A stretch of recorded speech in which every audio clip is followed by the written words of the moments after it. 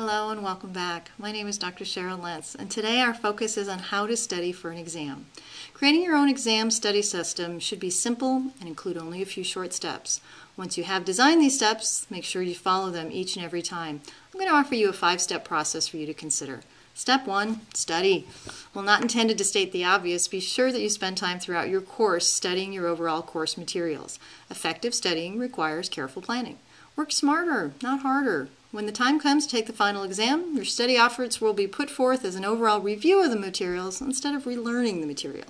During your review, begin with your syllabus. Be sure to review the course objectives and learning objectives of the outcomes the course was designed to teach you. Did you grasp the overall intent? Did you grasp the various concepts that were expected? Be sure to review the assigned reading materials, supplemental materials, any exercises that were offered during the term. Be sure to also review any potential review outlines or suggested materials by your faculty or university. Step 2, prepare your study space. Are you taking an at-home exam or are you taking a closed book exam in class?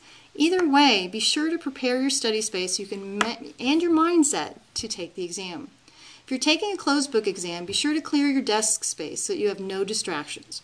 Be sure to come prepared with any allowable tools such as perhaps a number 2 pencil or maybe a calculator. If you're taking an open book or an open note exam, be sure to bring along the appropriate materials. Double check to make sure that you have the correct textbooks, applicable notes, exercises, and review materials. Be sure to review any helpful hints by your faculty prior to the exam. If you're taking an electronic exam or perhaps taking a take-home exam, be sure to set aside quiet time for you to take the exam away from family, friends, and any distractions. Be sure that your environment is conducive to studying. Make sure you have all the applicable materials, computer, and any tools that may be needed and or allowed. Careful preparation and planning is crucial to exam success. Step 3, types of exam strategies. Each exam type has its own strategies and a way to prepare for them. First and foremost, try to relax, take a few deep breaths, and focus and center yourself.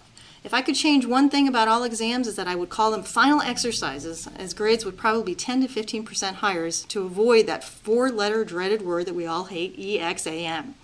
If this is an open book or an open note exam, be sure to prepare yourself. Make sure you have copies of all the pertinent information in all your textbooks. Be sure to download and have accessible all textbooks, supplemental readings, and any other course documents.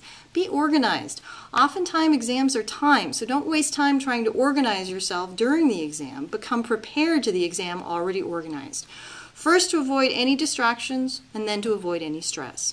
Be sure you know where to find information quickly and efficiently.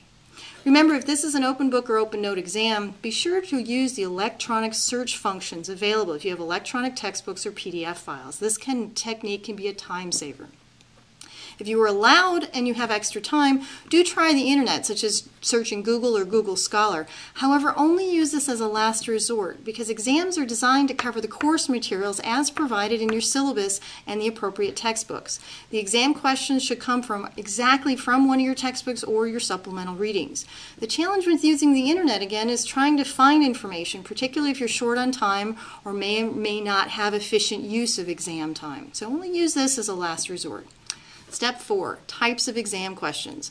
Certain questions on an exam have a specific technique for both studying as well as answering the questions. For example, true-false questions. Be sure to read the question very carefully and watch for contradictions.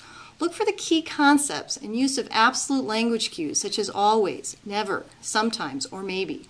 Use your logic skills to carefully reason out each question. For multiple choice type questions, please review the following. If this is truly a standardized test where you fill in the circles, with the number 2 pencil, the following could be of help. If there is an all of the above option, this tends to be the right answer more often than not. Consider the phrase too long to be wrong. Oftentimes complicated or long explanations tend to be the right answer as well. Again, if it is a truly standardized question, there's often an equal number of A's, B's, and C's as exam answers. Be sure to review your exam key prior to final submission to make sure that there's a bit of a balance. Read the question carefully to eliminate as many answers as possible and physically cross out the wrong answer, as this will increase your percentage of choosing the right answer from the remaining choices. Focus on key words, again, such as always, never, sometimes, and maybe, and be careful of the use of absolute words. Sometimes this could trick you up a little bit. For an essay exam, organization is key. Be sure to first outline your answer before you begin writing. Take a few moments to organize your thoughts with a firm strategy on how to begin before you ever start writing.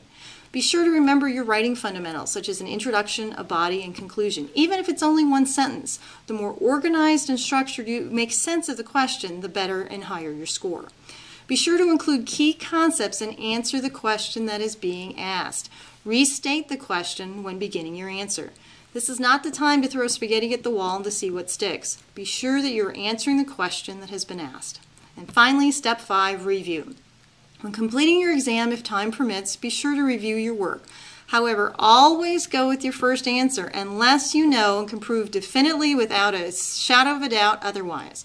Know why you are changing your answer. More often than not, our first answer is usually the right one. Don't kick yourself later by changing it at the last minute.